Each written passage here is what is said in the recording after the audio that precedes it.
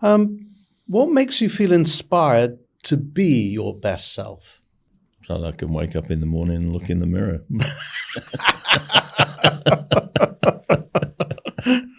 And also having a second attempt at parenting also is important, and having the time, having the financial security to be able to give more time to my son.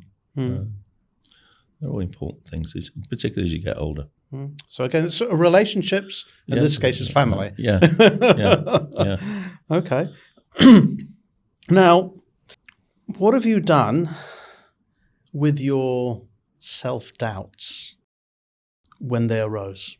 Well, the one thing I did learn is having your own company and being the boss is a very lonely place when things start to go wrong, right? and doubting. I suppose later I was fortunate as being part of the Thornton network that I had partners in other parts of the globe, that like Australia and Sweden in particular, UK, that I could call and discuss a problem with them.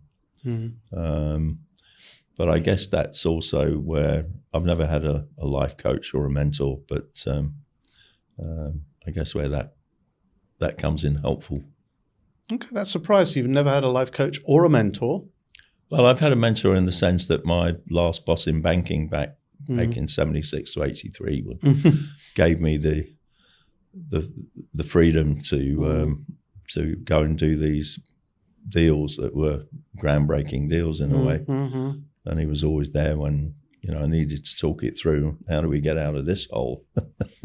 But no, I've never really had a mentor as such. Okay, you shared before. You mentioned before several charities that you've been involved with. Do you want to talk a little bit more about that? Yeah. So I mean, I've always, even in the UK, I was running a youth club as a way of giving back in the village where we were living. But then when you get to a place like Vietnam, or I guess if you go to places like India or Indonesia, there is so much poverty. There's so many disadvantaged families and children that you see it every day, right? You see it on the street. So that kind of, and then you will remember when Christina Noble first came here, Christina Mamatina. And the way she went about it, she arrived with, I think, 10 or 20 pounds in her pocket and bought an old bicycle, and she'd be travelling around town looking for kids that were disadvantaged. And that was a great inspiration. And as Brit chairman at the time, we supported Christina Noble. I got quite actively involved with it at that time. Subsequently, I have been involved again.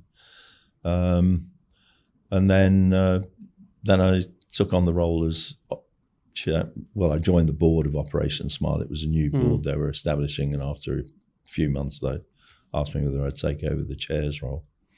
And to, I suppose the real thing about that is you see kids that have totally disfigured faces, cleft lip, cleft palate, can't eat properly,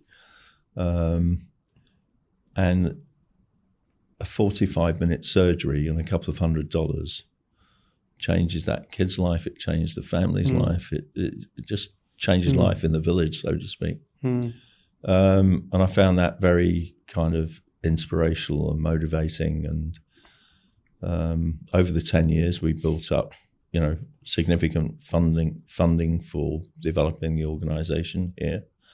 And we operated on 18,000 children. Wow. So that you can see the immediate impact of what you're doing. And I always remember mothers who probably had never been into a hospital before, but handing over their kids to somebody in a white coat, disappearing behind doors, wondering what the hell's going on, will they ever come out? And then when the kids come out and given to the mothers, I mean, that was so emotional when you saw that. Very, very touching.